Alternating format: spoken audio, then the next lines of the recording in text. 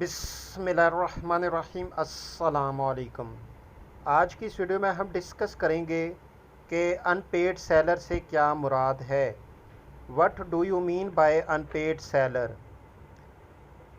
Unpaid seller means a person who has sold the goods for a price but price has not been paid to him or the instrument was given to him has dishonored on its maturity।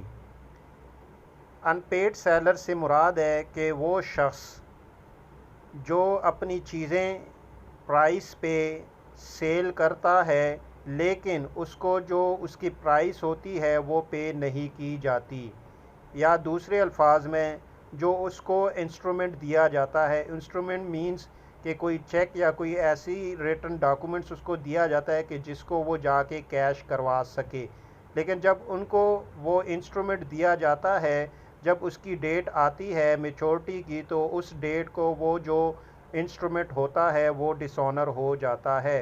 तो ऐसे seller को हम unpaid seller कहते हैं। अब हम इसको एक एग्जांपल से समझने की कोशिश करते हैं। हमारे पास दो पार्टीज़ है, एक हमारे पास ए और दूसरी हमारे पास बी। ए हमारे पास सेलर है और बी हमारे पास बायर है।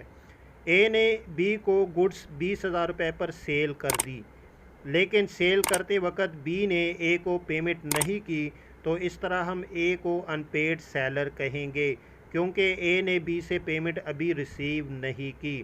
तो ये हमारे पास पहला केस था। अब हम इसका दूसरा केस डिस्कस करते हैं कि सपोज़ करें ए ने बी को जब गुड्स सोल्ड कर दी 20,000 रुपये की, तो उस वक़्त बी ने ए के साथ एक एग्रीमेंट किया कि मैं आपको 20 दिन के बाद इसकी पेमेंट कर दूंगा।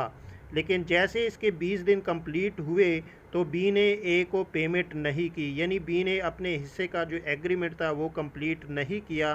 तो इस केस में भी हम ए को अनपेड सेलर कहेंगे क्योंकि ए ने जो है वो बी से कोई पेमेंट रिसीव नहीं की, तो इस तरह ए अनपेड सेलर कहलाएगा।